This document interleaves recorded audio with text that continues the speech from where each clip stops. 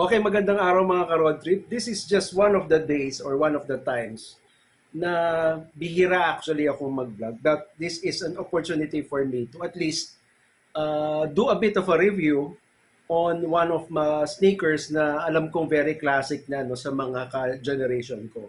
And I'm talking about Adidas.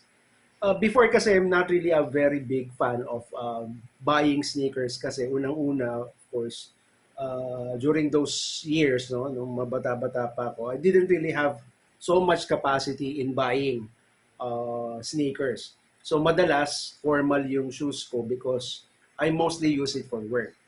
But during these times, of course, nakaka-afford na kaming bumili ng mga iba-iba naming mga bagong damit. And mind you, again, this is my first review of a sneaker. I already bought, meron na ako several mga shoes na meron akong Lebron, meron akong Jordans, meron din ako Adidas, meron din ako Skechers. And this time, nagkaroon ako ng interest na i-vlog yung recent purchase ko sa Adidas app. Yes, it's actually an Adidas sneaker.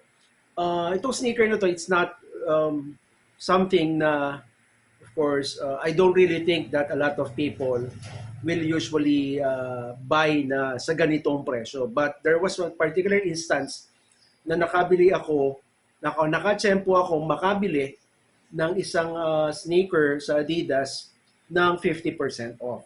The actual price in the stores at saka dun sa app was actually 3,500.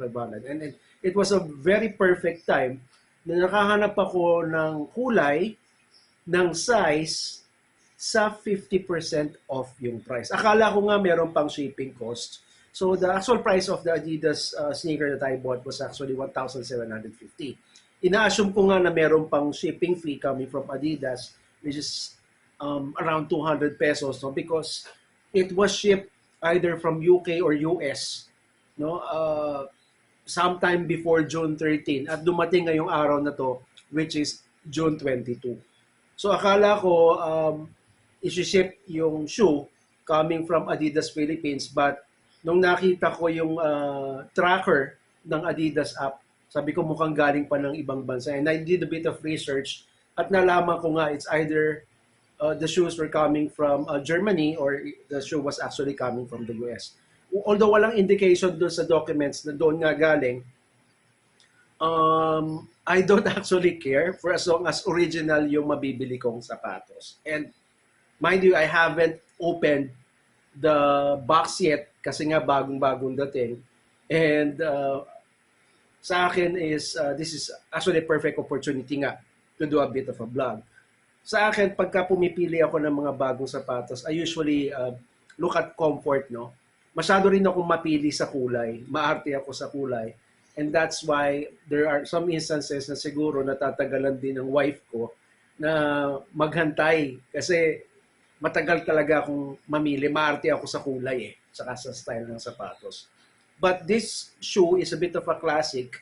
No, walking shoes lang naman ang hinahanap ko. I do not actually do a lot of running. I basically do a bit of jogging lang siguro within the village or up to doon sa kalapit na lugar na tawag namin C5 extension na kung saan maraming malalawak na kalye. A lot of people are actually jogging, no? Or doing their morning exercises doon sa lugar na yon. Pero of course, again, this is a perfect opportunity for me to do a bit of vlog. Nandito sa tabi ko ngayon yung sapatos na sinasabi ko. It's actually an Adidas Galaxy 6. I think the manufacturing date was 2022, but of course, wala din naman akong pakialam kung kailan nabili yung kung kailan na manufacture yung shoe. For as long as it's still sturdy, it's very comfortable. I like the color and it actually fits, no? I know a lot of you have the capacity, no, to buy these types of shoes, but nevertheless, kung gusto niyo makita at kung sakali pang sale pa sa Adidas app, I would really recommend that you buy through the app, you know? Rather than go to the, of course, to the stores na sometimes hindi available yung mga gusto mong style. Sa Adidas app kasi most of the styles are there and makikita mo naman may wide selection ka ng colorways and the sizes, no, kung may mag-fit sa'yo kaagad. So, tara, simulan na natin yung pag-review, no, ng Adidas Galaxy 6. So, as you may see, no, bagong-bagong dating, still sealed in a box. Yung nag-ship is actually via To Go Express, no? And just to check, yung mga stickers ng parcel, was actually shipped through, hindi ko lang alam kung anong pronunciation yan, Maersk ba yan, or whatever. But check natin yung sticker kung saan talaga galing, kung US nga ba or Germany. Wala eh, walang naka-indicate. Sinasabi lang dito, this was actually shipped from Adidas Philippines Incorporated, but it really took a while, no, to have it shipped here. Tapos ang destination Manila. So buksan na natin. I'll just get a pen. Siguro, kung wala kayong cutter, wala kayong gunting na malapit, no, you can simply open the box via a piece of pen. Okay, simulan na natin buksan. Saan ba yung taas nito? Wala naman indicator kung saan ang taas. Pero simulan na natin. Alog-alog na yung sapatos sa loob. So, buksan na natin dito. Okay.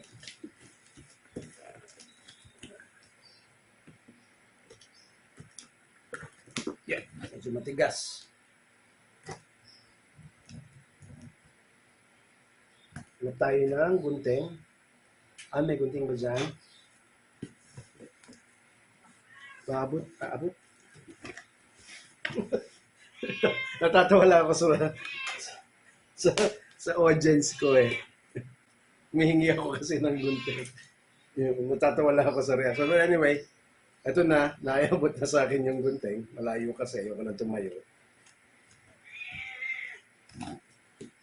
Okay, nabuksan na yung first part ng box. Simulan natin yung kabila. Okay, at yung other side, kasi yung kabila side, which is, mas madali kasi pagunting talaga. You just have to slice, no, yung packaging tape na kulay orange. So done using the scissors. At mind you, yan na. Bubuksan na natin. Intact. Hopefully, no, nandyan yung yung actual na product inside. Kasi alam niyo naman kapag nagpapaship ka ng mga items sa delivery, nakakatakot yung mga horror stories ng mga items na binibili mo nang hindi pa na pinapaship, no, sa mga couriers. Marami kasi mga horror stories na hindi nakakarating. But in this case, protected naman kayo when you're buying from the app kasi unang-una, when I actually purchased the app, na nag-add to cart ako at nag-check out ako, pinili ko yung cash on delivery. So, ibig sabihin, whatever happens to the shoe na binili mo or product na binili mo from the Adidas app, makakarating kasi hindi mo pa bayad. Okay. Anyway, I trust naman yung shipper o yung courier kasi unang-una, it's To Go Express, no? I was able to work with them in the past, no, pagdating dun sa SEO nila. Pero, of course, ito yung exciting part. Kita na natin, no, ang box niya is Adidas, no, maganda pa yung packaging niya. And, ito yung pinaka-exciting part. Tingnan ko lang muna kung parehas yung sa size na hinahanap ko. Yes. In all actuality, makikita mo talaga yung presyo dyan. Hindi ko alam kung saan dinikit yung presyo, but ayan. Hindi ko alam sa screen nyo kung baligtad or what eh. But nevertheless, kung baligtad man, intindihin nyo na lang. Okay.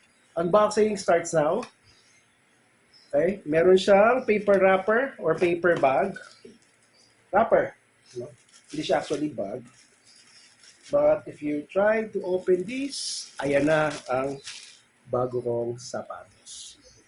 Adidas Galaxy 6 na may pagka-teal ang color or cyan ang color. So wala namang indication ng color but the size is actually correct. Adidas Galaxy 6 M.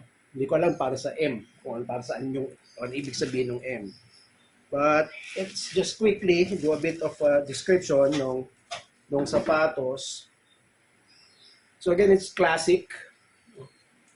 Alam niyo naman yung usual designs ng mga basic na sneakers ng Adidas. No? Lagi siyang may mga ganyan. And of course, yung outer sole, kung makikita mo, yan, malapad sa gilid. I really love yung tipong malapad sa gilid yung mga designs ng mga bagong sneakers because iwas tapilok sa ating mga Pinoy. Madalas kasi ako, medyo natatapilok ako anywhere I go. So at least it gives me a bit of protection kapag naglalakad. No, hindi masyado magiging masakit. Yung ilalim, just to know if it's original, makikita mo yung logo ng Adidas dyan. O, medyo, of course, makikita niyo naman yung yung rough edges dito para mas maging makapit yung sapatos and yung textile niya, medyo mukhang presko naman. And I guess hindi ito yung tipo ng sapatos na yung tipong madaling mabakbak or anything, no? But of course, syempre with any sneakers na binibili mo, as much as possible, piliin mo yung something na of course, magiging durable in the long run. Although this is just one of, ilan na ba yung sapatos ko? 1, 2, 3, panlima na yata ito. No? At least, I have the chance now to choose, no? Everywhere I go, halimbawa, may pupuntahan ako and to match with what pants or outfit I wear, kung ano man yung okasyon na yan. I perfectly love the color. Wala pa akong ganitong color na sapatos. And it seems, no, na kapag ka-check mo yung insole niya, yun, nakikita mo na yung orange, bright orange na na insole. Tingnan natin kung natatanggal siya. Yes, natatanggal siya, no? If ever man na medyo pangit na yung insole niya, pwede mo naman palitan. At medyo comfy naman, no? So makikita mo yung ilalim nandun. So babalik ko na lang muna yan. Hindi ko pa siya nasusukat, pero still, alam ko magkakasya sa akin to because the last Adidas shoe that I bought was actually fit to me at saka comfy naman. Okay? Para malaman may Adidas, of course, makikita mo yung original, no? Yung mga OG types na tatlo, no? As much as possible, yun ang mga aalamin mo, no? And with the material that ginamit dito, makikita mo yung cloud foam. Yan. And mind you, shoes ni Adidas are actually made from recyclable material. So, actually, earth-friendly siya. So, yun. So, again, thank you for watching. Ito yung mga pagkakataon na I have the opportunity to blog any of the products that I buy.